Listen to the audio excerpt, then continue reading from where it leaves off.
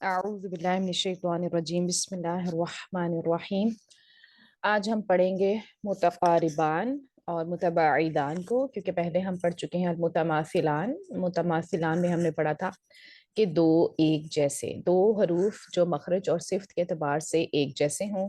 कभी फिर हमने पढ़ा था कि ये यहाँ पर इदगाम का रूल होता है, कहीं पर आपने देखा कि कबीर होता है, यानी कभी इदगाम मुतमासिलान सगीर होता है, कभी मुतमासिलान कबीर होता है, जहाँ पर आपको इजहार का हुक्म देखने को मिला। और इसी तरह से फिर हमने देखा अल मुतजानिसान, मुतजानिसान में भी दो हरूफ जो कि सेम मखरज के हैं लेकिन सिफात उनकी मुख्तलिफ होती हैं। और उसके फिर आपने सेवन ऐसे कॉम्बिनेशंस देखे जहाँ पर इदगाम आपको नजर आएगा, अदरवाइज इसमें हुक्म जो है वो इजहार का ही आपको मिलेगा। जहाँ पर भी आपको दो ऐसे लेटर्स मिल जाएं जिनका मखरज सेम है लेकिन सिफात मुख्तलिफ है। अब हम आ जाते हैं अल मुतक़ारिबान पे। मुतक़ारिबान जैसे कि नाम से ही पता चल रहा है कि ये होते हैं एक दूसरे के करीब। दो हरूफ यहाँ देखते हैं, ऐसे दो हरूफ जो मखरज और सिफ्त के एतबार से एक दूसरे के करीब हों, या मखरज के एतबार से तो करीब हों लेकिन सिफात में नहीं। ठीक है, ऐसे दो हरूफ जो मखरज और सिफ्त के एतबार से एक दूसरे के करीब हों। अब दोनों चीज़ों को उन्होंने कंबाइन कर दिया, और उसमें से या तो फिर ऐसा हो सकता है, कभी तो ये दोनों में करीब हो सकते हैं, कभी ऐसा हो सकता है कि मखरज के एतबार से तो करीब होंगे लेकिन सिफात में नहीं होंगे, या फिर सिफात में करीब होंगे लेकिन मखरज में नहीं होंगे। जैसे आपके पास यहाँ पर वर्ड है अदद सीनीना। अगर इन दाल और सीन दोनों में हम देखें तो दाल का मखरज मखरज के लिहाज से तो करीब है और सिफात में इनमें नमाया फर्क होता है। इसी तरह से अन्नबुव्वता सुम्मा, यहाँ पे भी ता और सा को देखें आप, तो यानी हमने दो लेटर्स को देखना है ना, ता और सा, इन दोनों के बीच में अगर मैं रिलेशन पूछूं तो इनके मखारिज तो ऑब्वियसली मुख्तलिफ है। ता का तो आपको पता ही है कि क्या होता है, तरफुल लिसान आपकी सनाया उलिया की उसूल पे जाकर लगती है, लेकिन सा के लिए आपकी तरफुल लिसान ही कहाँ पे लगती है, उसके बिल्कुल अतराफ पे लगती है, बिल्कुल किनारों पे लगती है सनाया उलिया के। तो मखारिज मुख्तलिफ हैं मगर सिफात के लिहाज से करीब हैं, क्योंकि इन दोनों की तमाम सिफात मुश्तरक हैं सिवाय इसके कि ता में शिद्दा होती है और सा में रिखावा होती है। जो आपने पांच पेयर्स पढ़े थे, उनको आप देख सकते हैं, हर एक लेटर का अलग अलग, इसमें हम्स होता है और इसमें भी हम्स होता है। ता में यहाँ पर आपके पास शिद्दा होती है और सा में आपके पास रिखावा होती है। और अगर इस्तिला इस्तिफाल में देखें तो दोनों में इस्तिफाल होता है, और इत्तबाक इनफिताह में देखें तो दोनों में इनफिताह होता है। और उसके अलावा कोई एक्स्ट्रा आपने गैर मुतदादा में तो पढ़ी नहीं थी। तो मतलब ये है कि ये आपस में क्या है, करीब हैं सिफात के लिहाज से, लेकिन उसके लिहाज से करीब नहीं है मखरज के लिहाज से।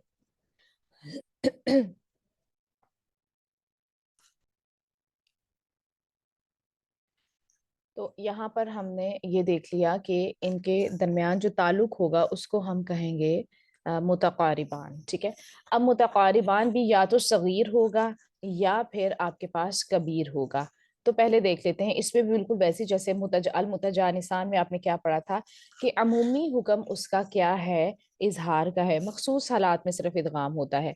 तो यहाँ पर भी अगर हम हुक्म दे, पहले इसकी डेफिनेशन देखते हैं कि जब दो मुतकारिब हरूफ में से पहला हर्फ साकिन और दूसरा मुतहरिक होता है, ऑब्वियसली फिर ही वो सगीर के जुमरे में आएगा। तो अब यहाँ पर है कि मखसूस हालात में इदगाम, अमूमी हालात में इजहार। तो वो उसमें जैसे आपने सेवन केसेस पढ़े थे, यहाँ पर आप चार केसेस पढ़ेंगे जहां पर आपको इदगाम नजर आएगा, अदरवाइज इसमें क्या होगा, इजहार ही होगा। अच्छा जी, यहाँ पर आप देखते हैं पहला रूल जो आपके पास है, अल्लाम साकिना फिर रॉ। लाम साकिना का रॉ में, जैसे अब आपको ये बल लिखा है, फिर रफ़अहुल्लाहु लिखा है, तो अब बल और रफ़अहुल्लाह नहीं पढ़ते बल्कि बर रफ़ा, लाम को टोटली आपने मर्ज कर देना है रॉ के अंदर, इसीलिए अगले लेटर पे तशदीद आपको नजर आ रही है। तो ये क्या हो जाएगा, बर रफ़अहुल्लाहु। तो जहां पर भी कल पूरे कुरान में आपको लाम साकिना के बाद रॉ नजर आए तो वहां पर आपको रूल पूछा जाए तो आप क्या कहेंगे, इदगाम मुतकारिबान सगीर कामिल, ये पूरा हुक्म आपने बताना है। इसी तरह से यहाँ पे कुर रब्बी, तो यहाँ पे भी लाम को हम टोटली रॉ के अंदर मर्ज कर देंगे, तो ये हो गया उसका इदगाम लाम साकिना का फिर रॉ। उसके बाद एक इस्तिस्ना, ये इस्तिस्ना हम पहले भी पढ़ चुके हैं, याद हो आप सब लोगों को, तो जब हमने लाम हलो बल किया था तो वहां पर भी हमने ये इस्तिस्ना पढ़ी थी, और ये सूरह मुतफ़िफ़ीन की आयत नंबर 14 है कि कल्ला बल रौना। अब ये हम यहाँ पर बर रौना नहीं पढ़ते, हम यहाँ पे इदगाम नहीं करते, बल्कि सख्त की वजह से यहाँ पे लाम का इजहार हो रहा होता है। तो बस ये आपके पास एक एक्सेप्शन है, अदरवाइज आपको जहाँ पे भी कुरान में लाम साकिना के बाद रॉ नजर आए, आपने उसको इदगाम उसका कर देना है, और उसका नाम क्या हो जाएगा हुक्म का, इदगाम मुतक़ारिबान सगीर कामिल। तो ये हो गया। उसके बाद जो सेकंड है आपके पास वो है अल इदगाम शमसी। इदगाम शमसी, ये तो आप ये भी लाम तारीफ जब आपने पढ़ा था उसमें आपने इदगाम शमसी पढ़ा था और इजहार कमरिया पढ़ा था, तो ये उसी उसी को अपने माइंड में रखें, तो फिर आपके सारे पॉइंट्स इंशाल्लाह जल्दी क्लियर हो जाएंगे। ये देखें, ये उस वक्त होता है जब लाम तारीफ इन 14 हरूफ कौन से, अब हज्जक वखफ अकीमा हु के अलावा हो, क्योंकि इनमें तो हमने पढ़ा था इजहार कमरी हो जाएगा ना, ये वाले जो लेटर्स थे, या फिर वो हक का खौफ अजब गम है जो सेंटेंस आपको याद करवाया गया है। तो इस तरह से आप याद कर सकते हैं इस मजमूए को। अब हज्जक वखफ अकीमहू के अलावा बाकी जितने भी 14 लेटर्स हैं उन पर जब लामो तारीफ दाखिल होता है जो लाम शमसिया के मजमूए में से में शामिल हैं, तो ये तमाम 14 हरूफ और लाम तारीफ मुतकारिब हैं। अब ये आपको रूल मिल गया। अब आप उनके अंदर से सिफात देखना चाहे सिफात को देख लें, कहीं आपको लगेगा वो सिफात में करीब हैं, कहीं आपको लगेगा मखरज में करीब हैं, लेकिन बस हमें ये एक उन्होंने बना बनाया रूल दे दिया है कि इदगाम शमसी जहाँ पे भी आपको नजर आ रहा है वहां पे जो लाम तारीफ होता है, ये जिसको हम पढ़ते नहीं अल शमसु नहीं पढ़ते ना, अशमसु पढ़ते हैं, तो ये जो लाम है ये शीन के अंदर मर्ज हो जाता है। जहां पे भी आपको इदगाम शमसी नजर आए तो उसका एक नाम तो इदगाम शमसी हो जाएगा, और दूसरा नाम उसका अगर पूछा जाए इस चैप्टर के हवाले से, इलाका बैन हरूफ के हवाले से, तो क्या हो जाएगा, इदगाम मुतकारिबान सगीर कामिल। ठीक है, इस तरह से अन्नख्लु अस्साअतु। अच्छा, इसमें अब हमारे पास एक लेटर आपको नजर आ रहा होगा, अब हज्जक वखफ अकीमहू। यहाँ पर आपके पास इनके अलावा जो 14 लेटर्स है उनमें एक लेटर होता है लाम। ठीक है, अब लाम जब लाम शमसी जब लाम तारीफ आपका इस लाम के ऊपर दाखिल होता है, इस लेटर पे यानी दाखिल होता है, वर्ड सॉरी उस वर्ड पे दाखिल होता है जिसका पहला लेटर आपके पास लाम होता है, तो फिर क्या होता है, फिर वो मुतमासिल हो जाते हैं ना, क्योंकि वो दोनों तो सेम हो जाएंगे। पहला देखें, पहले लाम तारीफ है और दूसरा लाम उस लेटर का है, ठीक है, वर्ड का है, तो फिर वो क्या हो जाएंगे, मुतमासिल। तो इसलिए यहाँ पर हम ये नहीं कह सकते इदगाम मुतकारिबान सगीर कामिल, यहाँ पर हम इदगाम मुतमासिलान ही बोलेंगे। ठीक है, तो ये यहाँ पे नीचे लिखा है लाम इन 14 शमसी रूप में से है एक है, लेकिन लाम तारीफ के साथ मुतकारिब नहीं बल्कि लाम दो लाम मुतमासिल हो जाते हैं, जैसे अल लतीफ में। तो ये अब आपके पास दो ऐसी जगह आ गई जहां पे आपने क्या करना है, उसको हमेशा लिखना है इदगाम मुतकारिबान सगीर कामिल। इसकी लाम साकिना फिर रॉ में भी एक एक्सेप्शन आपको नजर आ गया, और इदगाम शमसी में भी आपको एक्सेप्शन ही इसे कह सकते हैं, क्योंकि ये इसका तो इदगाम मुतकारिबान सगीर कामिल का तो एक्सेप्शन ही है, क्योंकि ये मुतवासिल है। उसके बाद अगर हम देखें थर्ड इसका, तो थर्ड का आपको पूरे कुरान में एक ही कलिमा मिलता है, और ये है अलकाफ साकिना फिल काफ, यानी ये कुरान में सिर्फ एक दफा सूरतुल मुरसलात में आया है, अलम नखलुकुम। अब ये आपको नजर आ रहा है कौफ, कौफ साकिना है और इसका इदगाम किसमें हो रहा है, काफ में, लेकिन ये जो कौफ है ये पूरे का पूरा काफ में मर्ज हो जाता है, और हमें इस कौफ की आवाज ही नहीं आती, ये ड्रॉप हो जाता है, साकित हो जाता है। तो हमें सिर्फ इस काफ की आवाज सुनाई देगी, तो कभी भी आपने इसको नाखलुकुम नहीं पढ़ना, नाखलुकुम, कुम इट्स लाइट, बस लाइट वाला काफ आपके पास रह जाएगा। कुछ दूसरी किरात हैं जहां पर उसको नाकिस के साथ भी पढ़ा जाता है, यानी कुछ हिस्सा काफ का दिया जाता है कुछ हिस्सा काफ का दिया जाता है, लेकिन हमारी किरात जिसको हम फॉलो कर रहे हैं रवायत हफ्स के हवाले से, रवायत हफ्स उसके हिसाब से ये किस में आ जाएगा, इदगाम मुतकारिबान सगीर कामिल में ही आएगा। हम इसको टोटली मर्ज करते हैं। اس کے بعد جو لاسٹ آپ کے پاس اسٹیپ ہے وہ ہے جی النون الساکنہ او تنوین فی حرف کلمہ یرملون باستثناء حرف النون.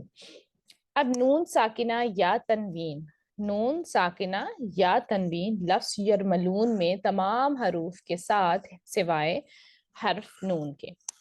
اب یہ آپ نے پہلے بھی پڑھا ہے، نون ساکنہ یا تنوین کے بعد حروف یرملون آ جائیں تو وہاں پر آپ نے پڑھے تھے کیا ہوتا ہے، ادغام ہو جاتا ہے نا. کبھی کامل بھی گننا ہوتا ہے، کبھی کامل بھی غیر گننا ہوتا ہے، کبھی ناقص بھی گننا ہوتا ہے. تو یہاں پر اب ہم کیا کہہ رہے ہیں، ہم انہی کو ایک اور نام دے رہے ہیں، اور وہ یہ ہے کہ نون کے لیے ان حروف کی حیثیت متقارب کی ہے. جیسے یہ سارے جو لیٹرز ہیں یرملو تک، یا را میم لام واو، ٹھیک ہے، سوائے کس کے، حرف نون کے.